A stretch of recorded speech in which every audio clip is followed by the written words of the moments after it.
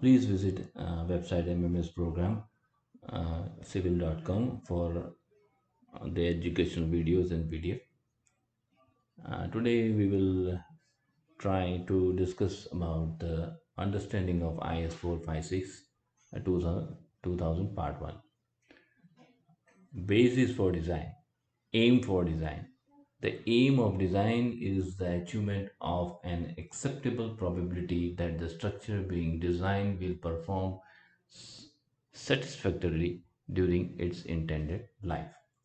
With an appropriate degree of safety, they should sustain all the loads and deformations of normal construction and use and have adequate durability and adequate resistance to the effect of misuse and fire. In simple words, let me explain you. Let me put this like this. The structure should fulfill its intended purpose, adequate safety in terms of strength, stability, and structural integrity for carrying the intended loads to the for the intended life. Adequate serviceability in terms of stiffness, deflection control, and width control. Adequate durability for resisting environment changes, fire resistance, chemical reactions, permeability, etc. Overall, the uh, aim of design is to give an economical design. So that is very important, right?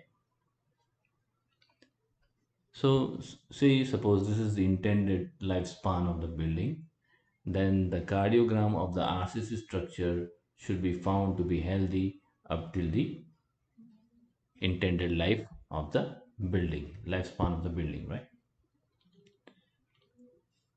Loads and forces. General.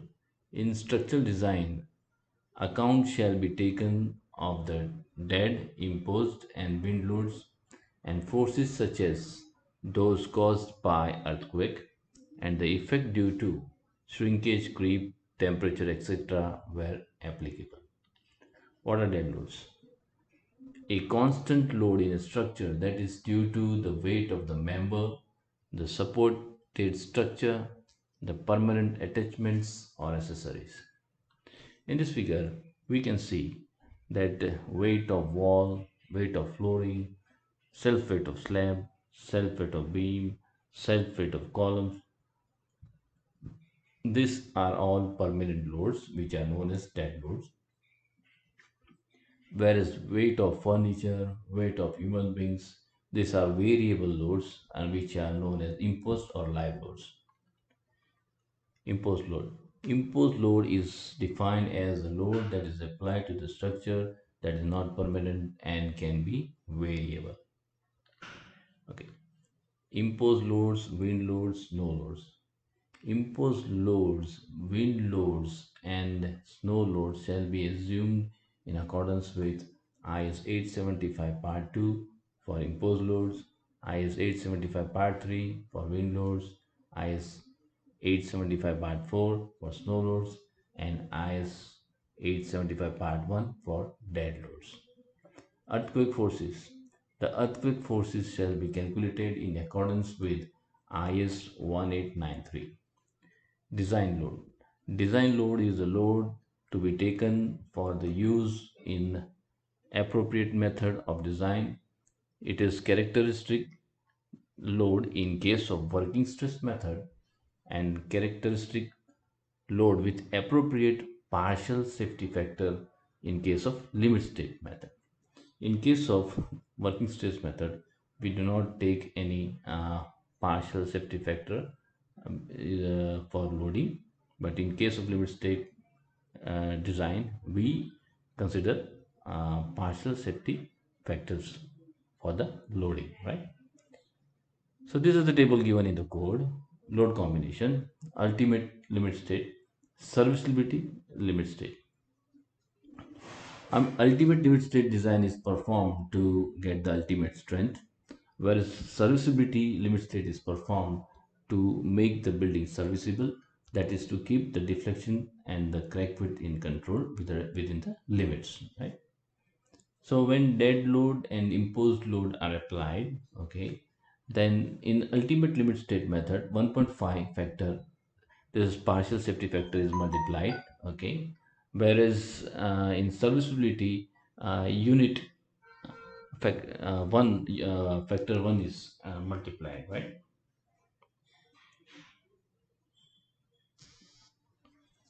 Okay. Then dead load and wind load. Case 1, dead load contributes to stability. Over here, zero point 0.9 factor is multiplied with dead load, 1.5 with wind load. Over here, factor 1 is multiplied. Then dead loads assist overturning, 1.5 with dead load, 1.5 with wind load, and over here, unit factor is multiplied. Dead load, imposed load, and wind load, 1.2 with dead load, 1.2 with live load, 1.2 with wind load, and over here, factor 1 is multiplied. Dead load and earthquake load, that is one factor 1.5 is taken over here, or zero point 0.9 with dead load and 1.5 with earthquake load. Over here, unit factor is multiplied. Dead, live, and earthquake, that is 1.2 factor is multiplied over here. Over here, zero point 0.8 with live load and zero point 0.8 with earthquake load.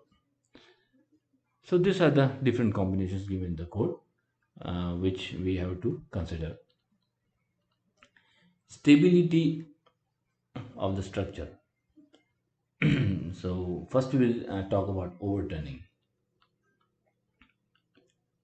The stability of a structure as a whole against overturning shall be ensured so that the restoring moment shall be not less than the sum of 1.2 times the maximum overturning moment due to characteristic dead load and 1.4 times the maximum overturning moment due to the characteristic imposed load. Sorry. So what is overturning moment and what is restoring moment? Okay, let us first try to understand. Okay, so this is our RCC structure, a retaining wall, cantilever retaining wall, and this is the active pressure, right? This active pressure into this vertical distance will give us the overturning moment, and this moment will try to rotate this structure about the toe, right? This is overturning moment. But to stabilize this, we should have another restoring moment. So this is restoring moment, and that is obtained due to the dead weight of the structure, the backfill, and the surcharge, and etc. Right? So this restoring moment has to be greater than the overturning moment. Then only the structure will be safe and stable. Right? So that is what the code says. Okay, that this restoring moment should not be less than the overturning moment, that is 1.2 times the overturning moment due to the characteristic dead load plus 1.4 times the overturning moment of the due to the characteristic live load, right?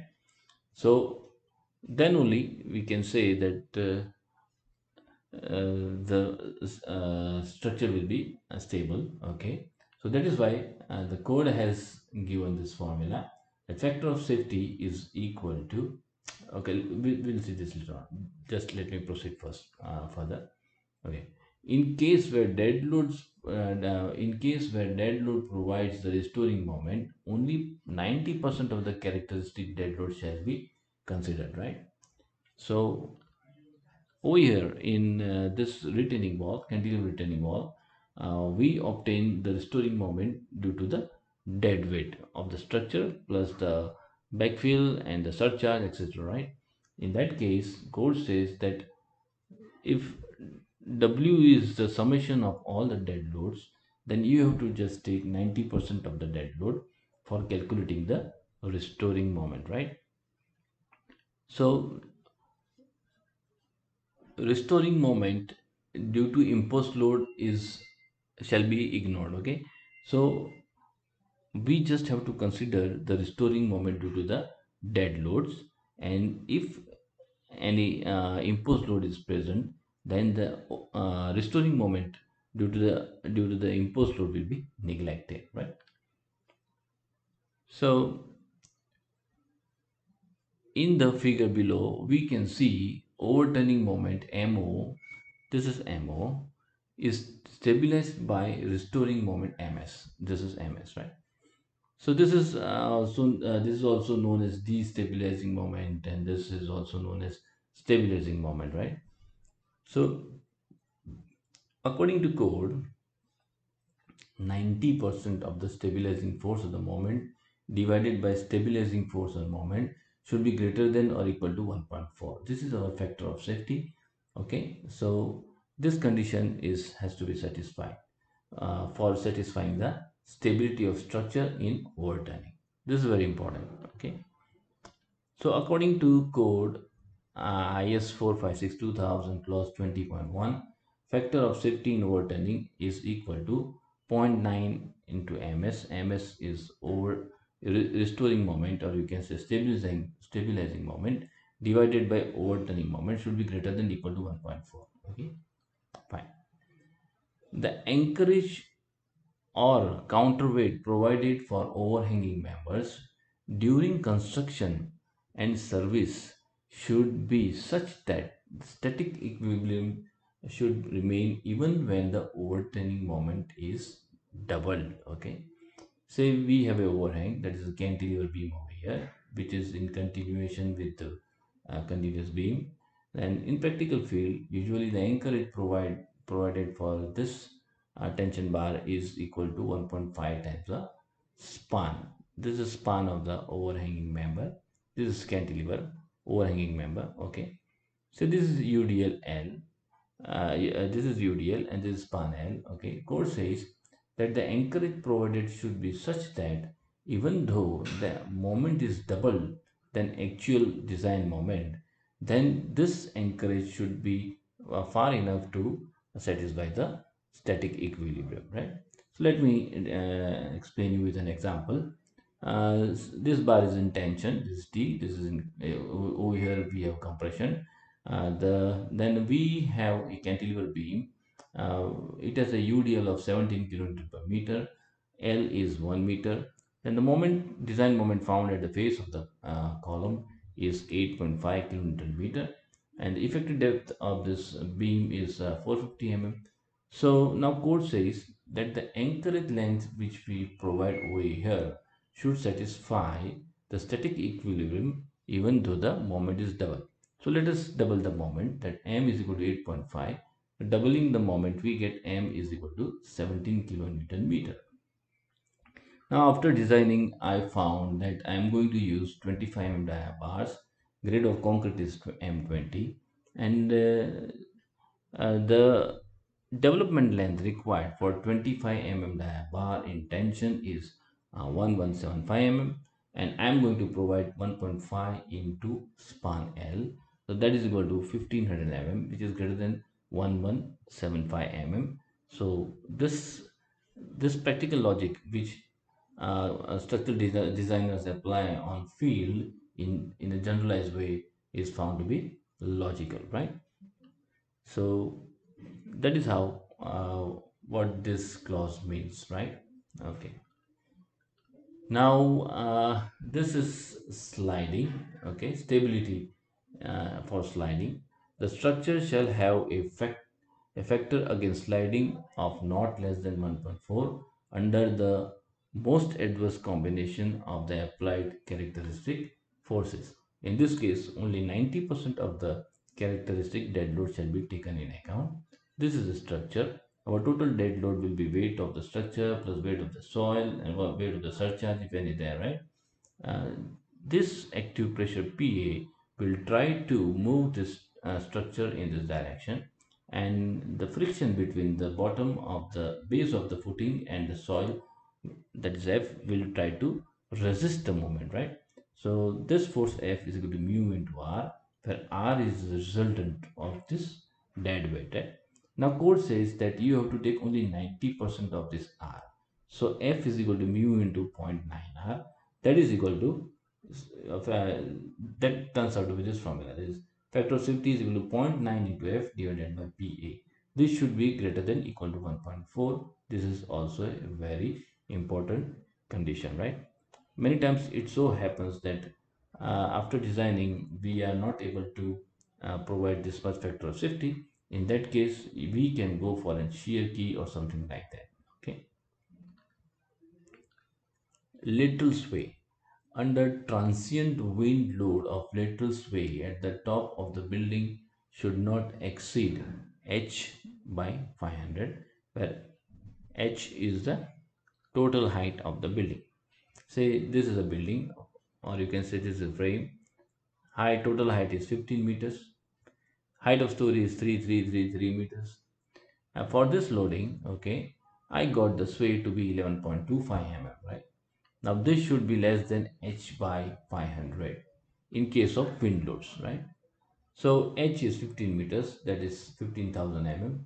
So this is equal to 30 mm, and our sway is 11.25. So 11.25 is less than 30 mm. So it is less than maximum allowable sway, so it's okay. Now, if this sway was found to be greater than this, then in that case, you will have to increase the stiffness, okay, of the structure, right? Okay. With reference to IS 1893, the earthquake loads, in case of earthquake loads, we have to take story drift in consideration. Maximum allowable story drift is 0.004 Hs. What is story drift? Story drift is the relative displacement between the floor above and below the story under consideration. So this is the story under consideration. Then my story drift will be this minus this, right? So that is equal to 1.9 mm, right? And the maximum allowable story drift is 0.004 Hs, where Hs is the story height. We know all the story height is are 3 meters. So 0.004 into 3000 is equal to 12 mm. So 1.9 is less than 12 mm. So our actual story drift is less than maximum allowed story drift. So it's safe and okay. If not, then you will have to increase the stiffness of the structure, right? Fire resistance. A structure or a structure element required to have the fire resistance should be designed to possess an appropriate degree of resistance to flame penetration, heat transmission, and failure. Okay, the fire resistance of a structure and structural element is expressed in terms of time in hours. Okay, so you can say the unit of this fire resistance of a structure you can is hours H in accordance to with IS 1641, right? So code has given some suggestions that how to what should be the minimum width of beam slabs and columns uh, which are going to provide fire resistance. So minimum width of the structure element required should be as below table, right? Okay, so this is fire resistance. Unit is H, and for different H values, minimum width B of different uh, elements such as beams, slabs, and columns are given in this table, right? Now, minimum width B, this is beam, okay, B should be for H when H is assumed to be 0.5, then this is 200 mm, and then the width of a rib of slab BW is 125 mm, and the minimum thickness of slab D should be 75 mm. Okay, for column this is fully exposed. Okay, in that case the minimum B or D, okay, should be 150 mm, whereas 50% exposed, then B should be 125. Only one face exposed, then B should be 100 mm, right? Similarly, the minimum wall thickness, when PT is less than 0.4%, it should be 150 mm. When PT is greater equal to or zero point 0.4 and less than equal to 1%, then the thickness minimum should be 100 mm, and if it is greater than 1%, then the thickness minimum should be 100 mm, right? So this is how we have to follow this table, and this gives the minimum width requirement for the structure elements when they are subjected to fire resistance. Okay, now Nominal cover to meet specified period of the fire resistance. Nominal cover. What is nominal cover? In case of beams and columns, we have stirrups and ties. So the nominal cover is defined as the clear cover from the outermost steel face to the outermost concrete face, right? In case of column, you have to take the outermost face of the tie to the outermost face of the concrete. In case of beam, you have to take the outermost face of the stirrup to the outermost face of the concrete face, right? Whereas in case of slab, we do not provide stirrups. So in that case, the nominal cover will be from the outermost face of the bottom steel to the outermost face of the concrete, right? So for different values of H, different values of minimum cover are suggested in table. When H you are suggesting is 0.5, then for beam simply supported, if it is simply supported, minimum nominal cover should be 20. For continuous beam, minimum cover should be 20. For slab simply supported, minimum nominal cover should be 20. For continuous slab, one base slab, okay, and then the nominal minimum cover should be 20. For ribs, the simply supported 20 is the minimum nominal cover. Continuous 20 mm is the minimum nominal cover. For columns, 40 is the minimum nominal cover, right? This is how what you have to satisfy. Okay, this table is very useful, okay, for selecting the nominal cover to beat the specified period of the fire resistance. Now let us try to understand regarding the effective length, you can say effective span of the beam or slab. First, simply supported beam or slab. The effective span of a member that is not built integrally with the supports shall be taken as clear span plus the effective depth of the slab or beam or center to center of support, whichever is less, as shown. Okay, when suppose say your beam or slab is supported on wall, masonry wall, then these two are not integrally built with each other, right? In that case, you have to take this as simply supported case, and the effective span will be clear span plus D or center to center span. Okay, you have to take list of these two, right? Okay, for continuous beams or slabs, in case of continuous beams or slab, if the width of the support is less than 1 by 12th of the clear span, okay, your W is less than clear span by 12, right? If this is the case, then we have to take the effective span as according to above, right?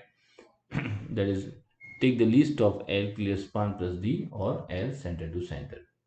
Now, if the supports are wider than clear span by 12 or 600 mm, whichever is less, then the effective span shall be the taken as under, right? Okay.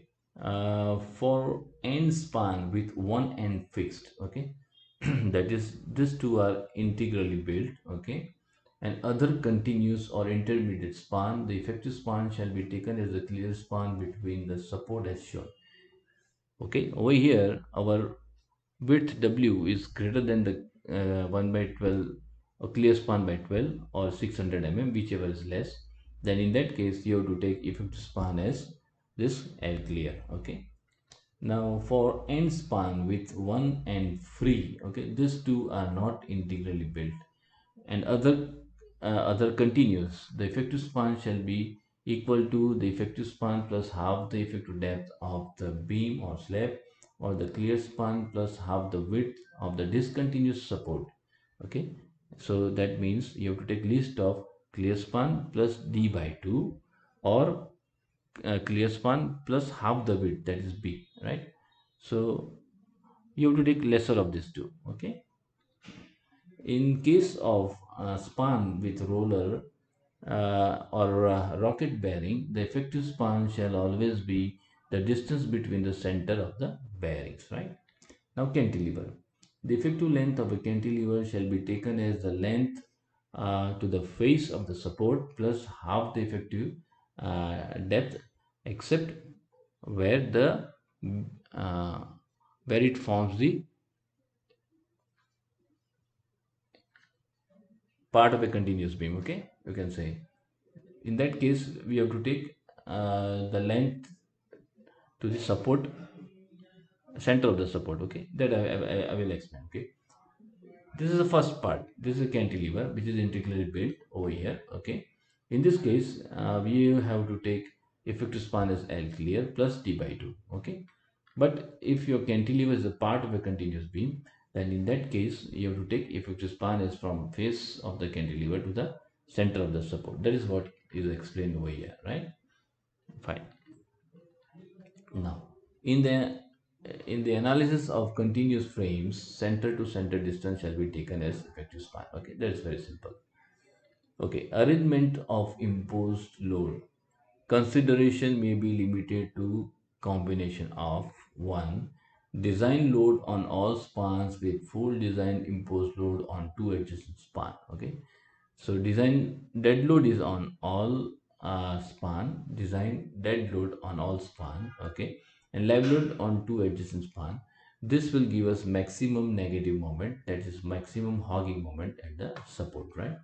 So for getting the maximum hogging moment, what we have to do, we have to provide the maximum dead load plus live load, that is 1.5 factor is multiplied, okay, 1.5 into dead load plus live load on this span and on this span, and over here simply just take dead load, don't multiply any factor, okay. So this will give us the maximum negative moment, right? Okay. Design dead load on all spans with full design imposed load on alternate span. Okay. So dead load on all spans, imposed load on alternate span. This will give us maximum positive moment, that is maximum sagging moment. Okay. So apply factored dead load plus live load over here, factored dead load plus live load over here, simple dead load and simple dead load over here, and this will turn out to give us the maximum positive moment. Okay. Now, code also says that when design imposed load does not exceed 3/4 of the design dead load, okay, in this case, you have to take, or you have to, uh, the load arrangements may be design dead load and design imposed load on all the spans. Okay, you have to apply design dead load and design live load on all the span, that is 1.5 into dead load plus live load, right? So this will give us the maximum positive, that is sagging moment and maximum hogging moment, right? Moment and shear coefficient for continuous beam. This can be applicable to continuous beams, which are also known as secondary beams. Okay, uh, unless more exact estimates are made for beams for uniform cross section which support substantially uniformly distributed load over three or more spans which do not differ by more than 15% of the longest, the bending moment and shear force is used in design may be obtained using the coefficients given in table 12 and 13 respectively, right? So this is applicable to continuous beam, which are also known as secondary beams. This secondary beams falls on main beams. Okay, they are not, they do not fall on columns, right? They either fall on main beams or either fall on masonry. Okay, and this coefficients can be also be applied to one-way continuous slabs. Okay, right. So, in simple words, let me explain the terms and conditions subjected to the following conditions. Okay, the continuous beam or continuous one-way slab should have at least three spans. Support should be fairly rigid and should not themselves deflect. Members should have uniform cross section. Okay, the effective length of each span should not differ more or less than 15% of the longest effective span. Okay, type of loading allowed is UDL, and please remember no redistribution of moment is permitted when you are using this coefficients, right? Okay. For this we will see later on, right? So for if you want to use the coefficients given in the code, that is table 12 and table 13, then there should be at least three spans. So these are three spans, 1, 2 and 3. These are end span, this is end span, this is intermediate span. Okay, now this is a table given in the code. Okay, and there are two conditions given, that is dead load plus imposed load fixed. So this you can take as permanent loads, which we will designate as dead load, and imposed load not fixed, this we will designate as live loads, right? Now coefficients are given over here, two sections are given over here. Span moments means the maximum moment near the midspan. Okay, so these are sagging moments, so these are positive. Support moments, the moments at support, right? These are hogging moments, so the sign, it carries a negative sign, right? Okay, now uh, the code says for determining the bending moment, this coefficient shall be multiplied with the total load W, that is capital W. The unit of capital W is kilonewton, but we are having UDL and whose unit is kilonewton per meter. So small w into L is equal to capital W. So we will be taking in our calculation as small w into L into effective span. So that is WL square, right? Now, span moment near middle of end span. So this is end span, near middle of end span. The moment will be 1 by 12 WL square plus 1 by 10 WL square, right? Similarly over here, because this is also end span, right? Okay, at middle of the interior span. So this is interior span at middle of the interior span. So this would be 1 by 16 WL square plus 1 by 12 WL square. So this will give you the moment over here, right? Now support moments, okay? At support next to end support. So this is end support. This is support next to end support. This is end support. This is support next to end support. Okay, and here end support, support next to end support, support next to end support, and this is interior support, right? Right, fine. So now for coefficients, that is at support near to the end support, this is end support, support near to end support is this, support near to end support is this, because this is end support, right? Fine. So for that, the moment is 1 by 10 WL square plus 1 by 9 WL square, okay, which is written over here. Similarly here also, similarly here also, similarly here also, right? Now for interior supports, it is 1 by 12 WL square plus 1 by 9 WL square, that is over here, okay? 1 by 12 WL square plus 1 by WL square over here, and 1 by 12 WL square plus 1 by 9 WL square over here, right? So these are all hogging moments, right? Fine. Okay.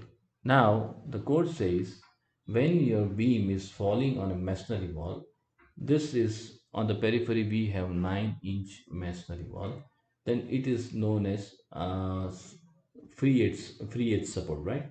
In that case, the code suggests, okay, that beams and slabs over free end supports where a member is built into masonry wall which develops only partial restraint, the member shall be designed to resist a, an- a negative moment at the face of the support of capital WL by 24. So we will take small WL square by 24. Okay, our beam is our beam is falling on the masonry wall. Okay, so here we will take a negative moment of WS by 24 and WS by 24. In practical field, when this RCC beam falls on a main RCC beam which are intricately built, so usually the structural designers take this condition as purely simply supported, so that you get the moment zero over here and no torsion is transferred to the main beam. Okay, so this is an assumption which usually the structural designer makes on the practical field. Okay. Okay, now the code also says that if these two spans are different, or the loading on these two spans are different, then the hogging moment over here and the hogging moment over here will be different. In that case, you can take the average of these two to design the support, right? That is what it is said here. For moments at supports where two unequal spans meet, or in case where the spans are not equally loaded, the average of the two values for the negative moment at the support may be taken for design. Okay, so this is how the code also suggests that the redistribution of moments shall not be allowed when you're using this moment coefficients. Okay, very important. Okay, now coming to the shear coefficients for secondary continuous beam and slabs. So this is the table given for dead loads, for live loads. End support, this is end support. Support next to end support, this is support next to end support. Outer side, this is outer side. Inner side, this is inner side. Similarly, this is end support, this is support next to end support. This is outer side, this is inner side, this is interior support. Okay, so at end support it is point. For obtaining the shear force, this coefficient has to be multiplied with capital W, total design load, unit kilonewton, right? We have UDL, that is unit is kilonewton per meter. So we will take small w into L, right? So zero point 0.4 into small wl plus 0.45 into small wl, that is over here. Similarly over here, then at support next to end support, outer side 0.6 wl plus 0.6 wl, which is taken over here, which is taken over here. And inner side 0.55 wl plus 0.6 wl, which is taken over here, which is taken over here. And for continuous interior span, it is 0.5 wl plus 0.6 wl. So 0.5 wl plus 0.6 wl over here, 0.5 wl plus 0.6 wl over here. Okay, fine. Now code also says when your beam is supported on masonry, okay, then you have to increase this by 0.05, right? So this will become 0.45 and this will become 0.5. So this will become 0.445 wl plus zero point 0.5 wl. Okay, this is written over here.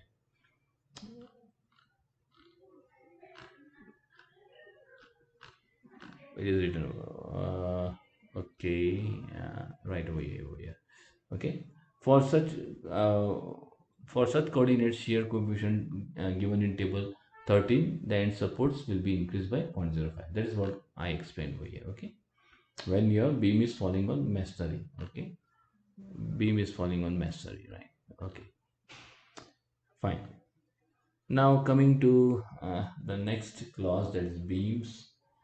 Beams and solid slabs I will cover in part 2, but for the time being you can watch these videos where I have tried to clear all the fundamentals. Columns compression members I will take in part 3, but for the time being you can watch all these videos which will give you a very clear idea regarding the fundamentals, right? Now anchoring reinforcing bars. Okay, anchoring bars in tension. Deform bars may be used without and encouraged provided development length requirement is satisfied. Hook should normally be provided for plain bar in tension. Okay, say this is column, this is a beam. Here there is a hogging moment. Okay, so this bar, these are deform bars in tension. Okay, now over here, if this length is far enough greater than the development length, okay, the available length over here for the anchorage is found to be greater than the development length, then in case of deform bars, there is no need for providing a hook or a band. Okay, but if it is a plain tensile reinforcement, okay, then even though you are getting enough length which is greater than the developed length for the bar in tension, then also you have to provide a hook and or a band. It is mandatory, right? If it is a plain tensile reinforcement, right? Now bands and hook. Bends and hooks shall confirm to IS2502. Bends.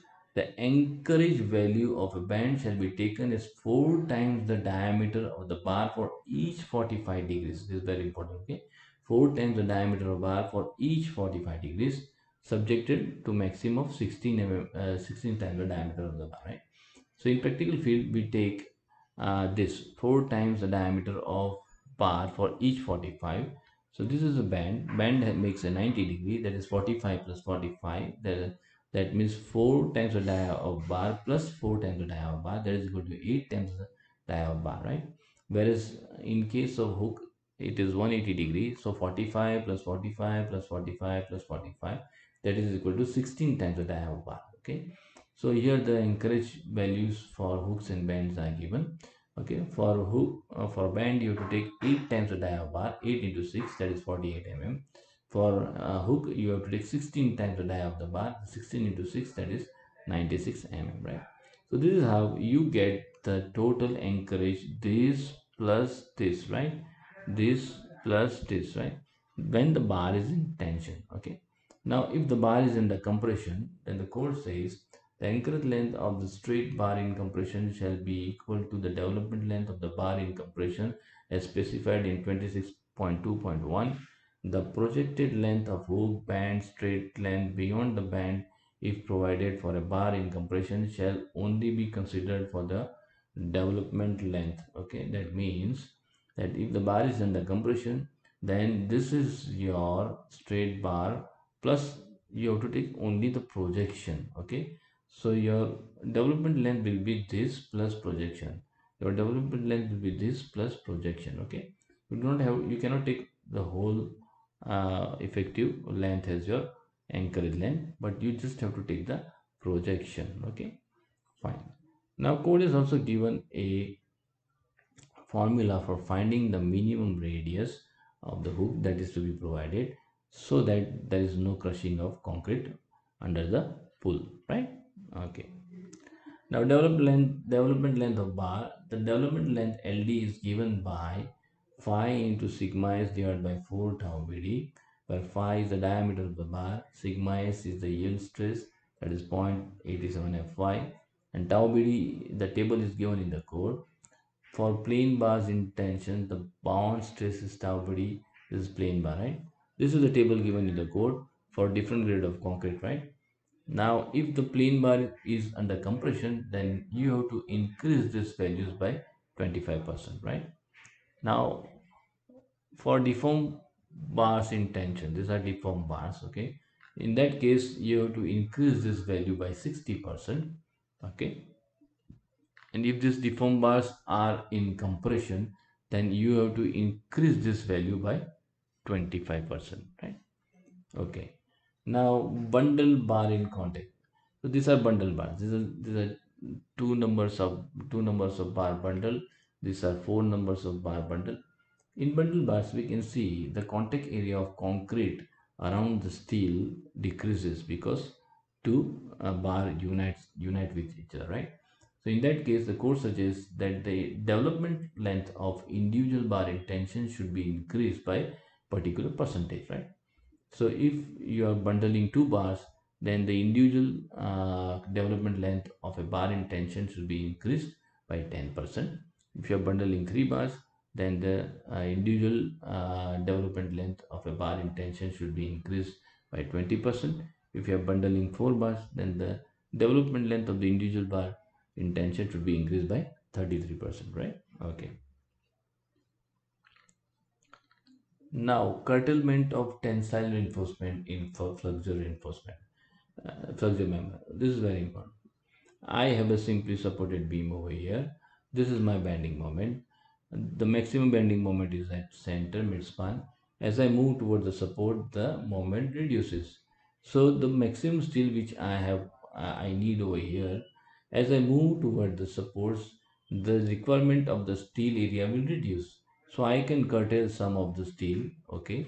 But the code says that you cannot curtail the flexure reinforcement that is in tension at the theoretical cutoff point. Okay, so there are some of the reasons So let us discuss that reasons. Okay, why does the code says to extend the bar further than the required at the theoretical cutoff point? Okay, uh, under an unexpected shift of point of zero moment due to unexpected loading on the structure. And say suppose I have expected a X UDL and I found that some sudden accidental load also was imposed in during the life period of the uh, uh, structure.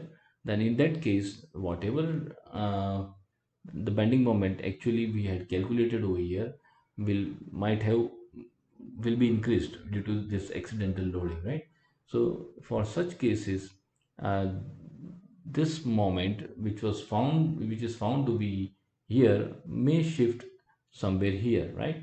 So for that case, it is necessary not to cut the bars over here, but to extend this bar to a further distance, some further uh, extended distance as suggested by the code. Okay, so this is a figure which I will try to explain. We can see from the figure that the probable shear crack can develop about distance d from the section 1 1 for the shear force at 1 1. Okay, whatever shear force we are having over here from the design, for that we can get a diagonal shear crack like this at a distance d, from a distance d, right? For this reason, the code says that the area of steel required at 1 1 for the flexure has to be further extended to at least distance d to take care of this diagonal crack, right?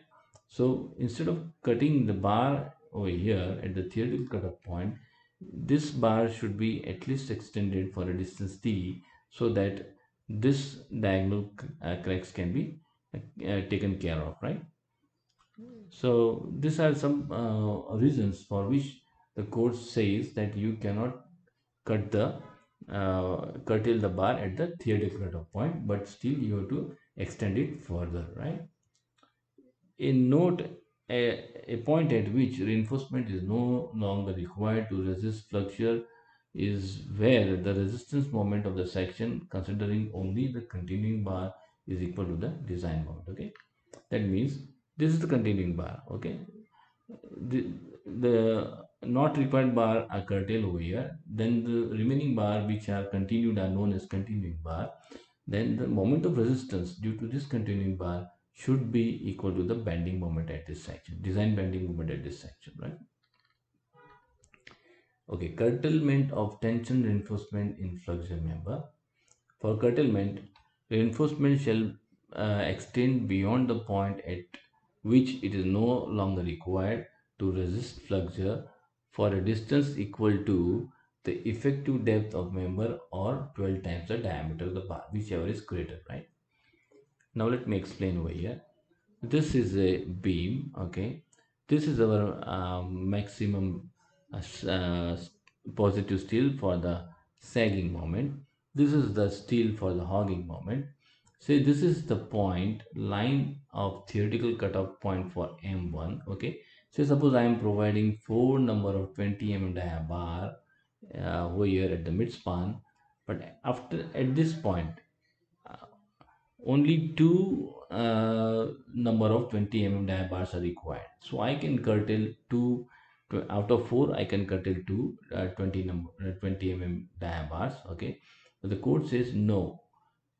The bars which you want to curtail, the two bars which you want to curtail still has to be extended further for a distance of L0, where L0 should be greater of these two, D or 12 times the diameter of bar. Okay, now another important point, okay, that is the development length given in the code is for the fully stressed bar, right?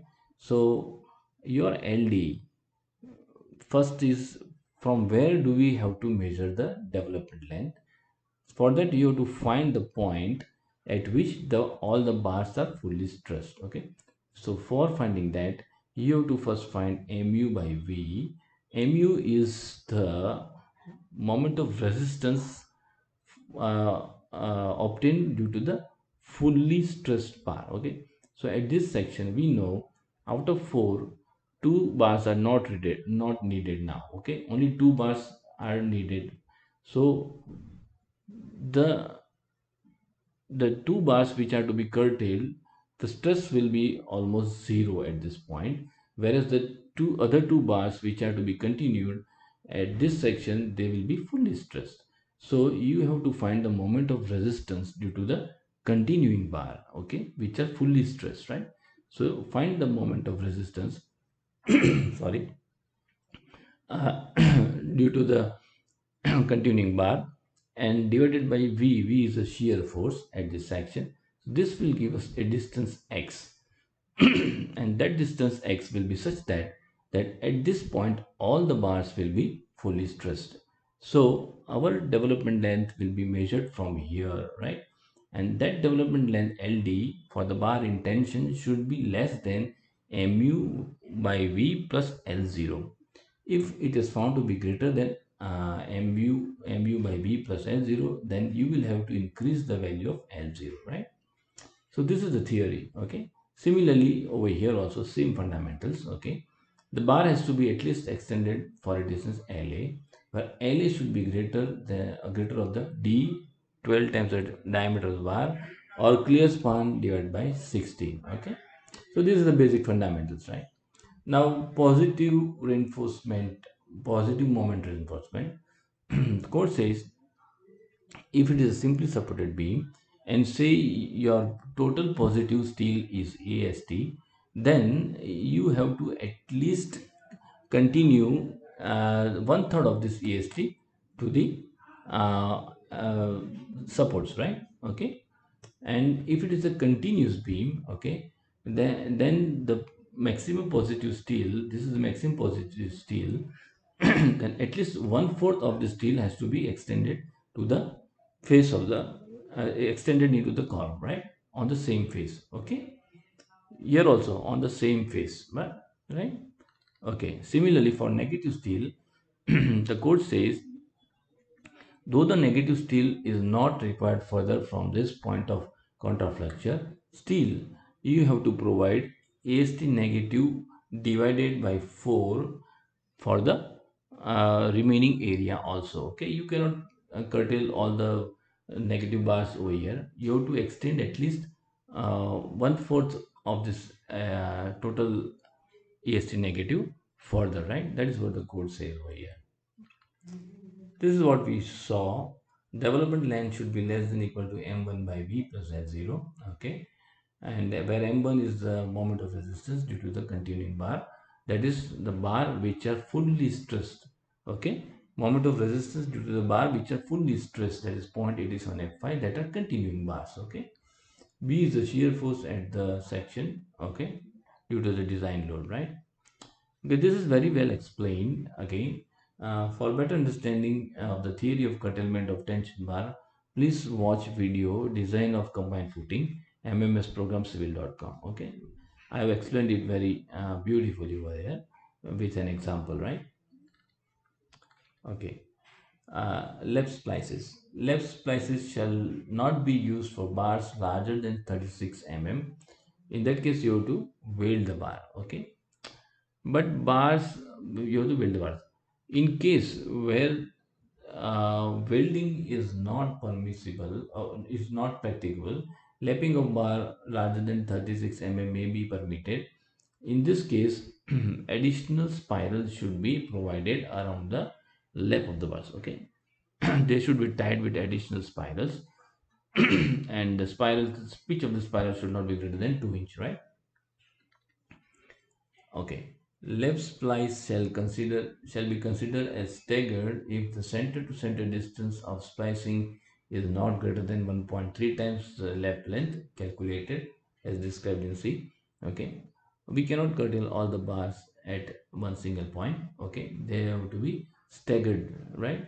So, and this distance should be greater than 1.3 times the L. L is the lap length. Okay. Lap length including anchorage value of hook for bar in flexure tension shall be LD or 30 times the dia whichever is greater. And for direct tension, it shall be 2 LD or 30 times the diameter of bar, whichever is greater, right?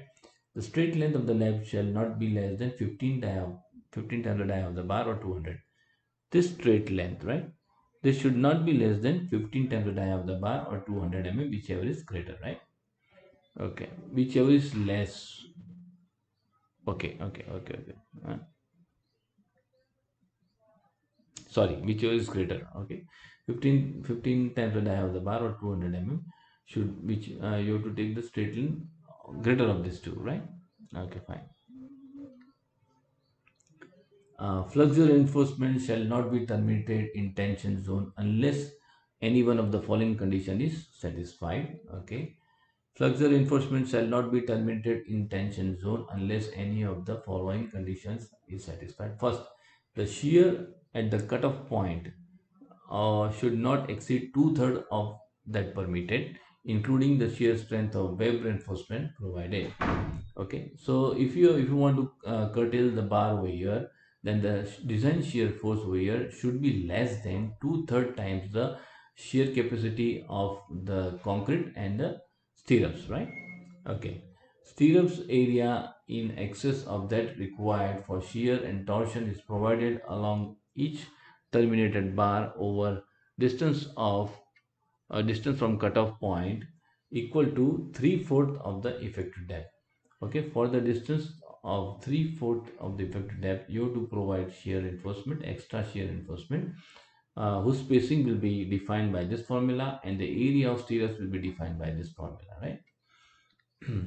The 36 mm or smaller bars for 36 mm or smaller bars, the continuing bars provide double the area required for flexure at the cutoff point, and shear uh, does not exceed 3/4 of that permitted. Okay, so these are some conditions which you have to satisfy if you want to curtail the tension bar for a flexure member, right?